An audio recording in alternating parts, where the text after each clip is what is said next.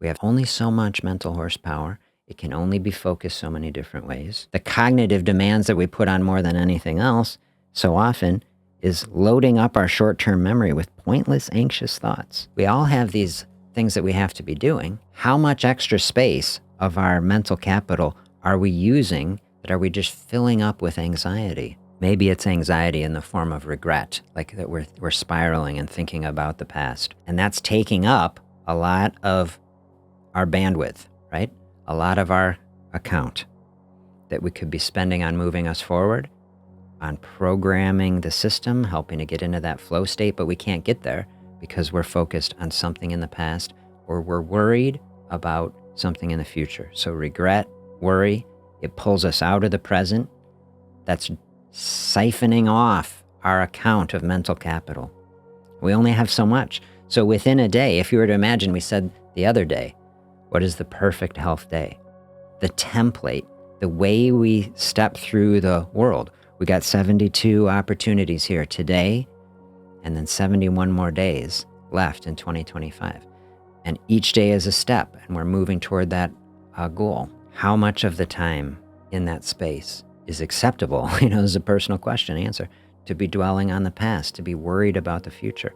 Don't we have to be dialed in? In the perfect day, wouldn't we be completely centered, completely focused on the present moment, using all of our available mental capital just to align this day to take the perfect step forward in this day, whatever that means. Not being busy, distracted, or depleting our system. And when we're feeling that way, right, to recognize, can you feel it in the day? Oh, I'm getting to a space, I can feel like my account is getting drawn down on my mental capital. Can you give that a boost in the middle of the day? Take a little break, maybe do a breathing practice. Box breathing we talked about.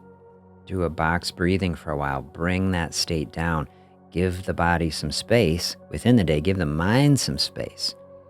Realize it's the mental capital is running that system 2 thinking. That's like the error avoidance mode. When we're in that chronic stress mode, that puts us in system 1 mode where we're just like autopiloting. So we're trying to get out of that autopilot. Got to have some availability. Got that monitoring system going in the background. You want that to be alert. So you see, we're getting to that point. Hopefully the red flag is going up. We're building our awareness. We're getting to this critical point in the day where we might make a decision is not completely in line with what I want. Can we be really thoughtful, not have to force ourselves through it, but give ourselves the opportunity to graciously step through it? They describe a couple experiments here where they're showing that both a cognitive, emotional, and physical task, at least in some degree, is drawing from the same pool of mental energy. This experiment, they're describing an effort of will is tiring, right? So they put people in these experiments where they have to exert some sort of self-control, like sit there staring at a cake without eating it. And then they come back. That process they call an ego depletion. People who are sitting there having to willpower their way through a space later perform more poorly on other tests, like cognitive tests or physical tests. And we kind of feel that, right? If you've had a really draining day, an emotionally draining day, it's harder to do other, things. We kind of get that. In another experiment, people are first depleted by a task where they're eating virtuous foods like radishes and celeries while having to avoid eating the cake. Later, these people will give up earlier than normal when faced with a difficult cognitive task.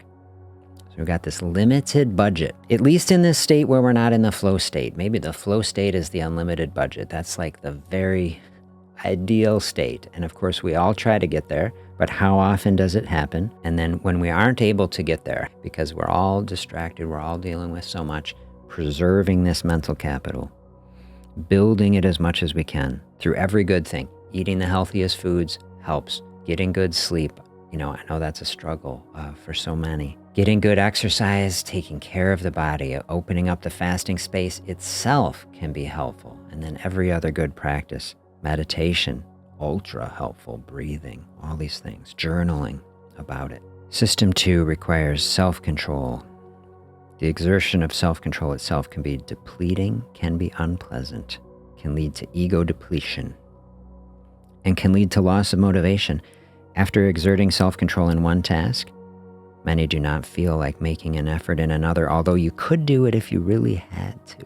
It makes it more difficult. This is why I made that video last summer, creating our ideal environment. If we are in an environment where it's like we keep having the willpower our way through it, I was talking with someone chatted in on a live last year. They were saying, I'm in this work environment, whereas like everybody's bringing in treats all the time. And if you say no to them, everybody gets offended with you and is very difficult. And I would say, yeah, that's like a very, very difficult space, right?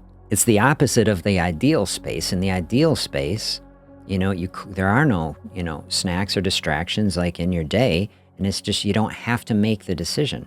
It's much easier to flow through a space where you're just encountering engaging stuff. You're doing your work, you're staying active, you're checking off your to-do list. Keep the cupboard doors closed in the kitchen, if you're actually just seeing the stuff right there. Then every time you see it, you have to say no, no, no. Okay, that's every time you have to do that, little withdrawal from the capital account.